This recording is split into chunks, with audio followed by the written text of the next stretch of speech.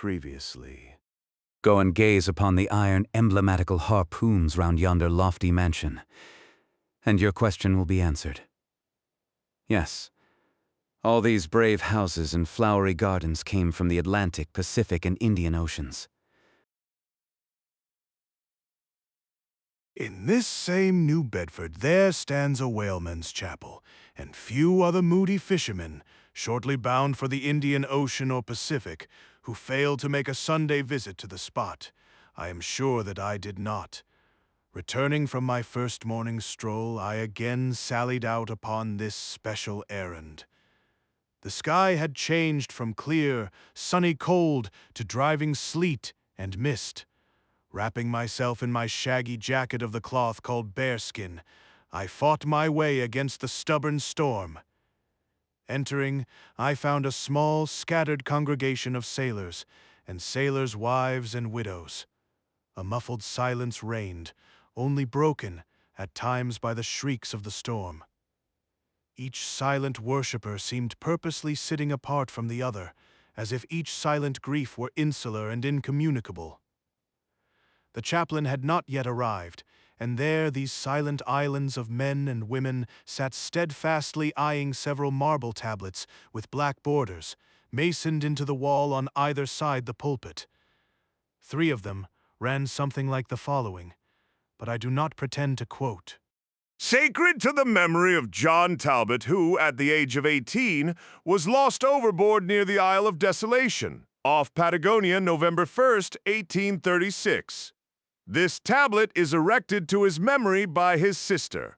Sacred to the memory of Robert Long, Willis Ellery, Nathan Coleman, Walter Canny, Seth Macy, and Samuel Glagg, forming one of the boat's crews of the ship Eliza, who were towed out of sight by a whale on the offshore ground in the Pacific, December 31st, 1839.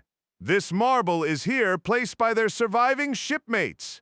Sacred to the memory of the late Captain Ezekiel Hardy, who in the bows of his boat was killed by a sperm whale on the coast of Japan, August 3rd, 1833. This tablet is erected to his memory by his widow. Shaking off the sleet from my ice-glazed hat and jacket, I seated myself near the door, and turning sideways was surprised to see Queequeg near me. Affected by the solemnity of the scene, there was a wondering gaze of incredulous curiosity in his countenance. This savage was the only person present who seemed to notice my entrance, because he was the only one who could not read, and therefore was not reading those frigid inscriptions on the wall. Whether any of the relatives of the seamen whose names appeared there were now among the congregation, I knew not. But so many are the unrecorded accidents in the fishery, and so plainly did several women present wear the countenance, if not the trappings of some unceasing grief, that I feel sure that here before me were assembled those, in whose unhealing hearts the sight of those bleak tablets sympathetically caused the old wounds to bleed afresh. O ye whose dead lie buried beneath the green grass, who standing among flowers can say, "Here, here lies my beloved," ye know not the desolation that broods in bosoms like these.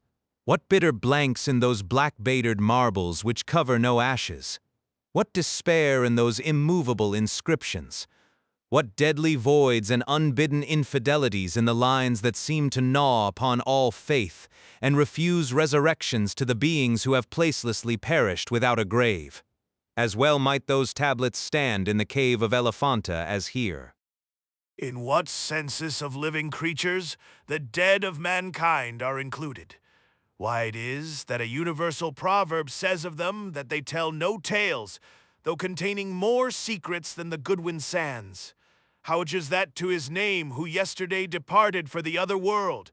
We prefix so significant and infidel a word, and yet do not thus entitle him, if he but embarks for the remotest Indies of this living earth. Why, the life insurance companies pay death forfeitures upon immortals, in what eternal, unstirring, paralysis, and deadly, hopeless trance, yet lies antique Adam who died 60 round centuries ago, how it is that we still refuse to be comforted for those who we nevertheless maintain are dwelling in unspeakable bliss. Why all the living so strive to hush all the dead? Wherefore but the rumor of a knocking in a tomb will terrify a whole city. All these things are not without their meanings. But faith, like a jackal, feeds among the tombs, and even from these dead doubts she gathers her most vital hope. It needs scarcely to be told with what feelings, on the eve of a Nantucket voyage, I regarded those marble tablets, and by the murky light of that darkened, doleful day read the fate of the whalemen who had gone before me. Yes, Ishmael, the same fate may be thine. But somehow I grew merry again. Delightful inducements to embark, fine chance for promotion, it seems. Aye, a stove-boat will make me an immortal by brevet. Yes, there is death in this business of whaling, a speechlessly quick, chaotic bundling of a man into eternity. But what then? Methinks we have hugely mistaken this matter of life and death. Methinks that what they call my shadow here on earth is my true substance. Methinks that in looking at things spiritual, we are too much like oysters observing the sun through the water, and thinking that thick water the thinnest of air. Methinks my body is but the lees of my better being.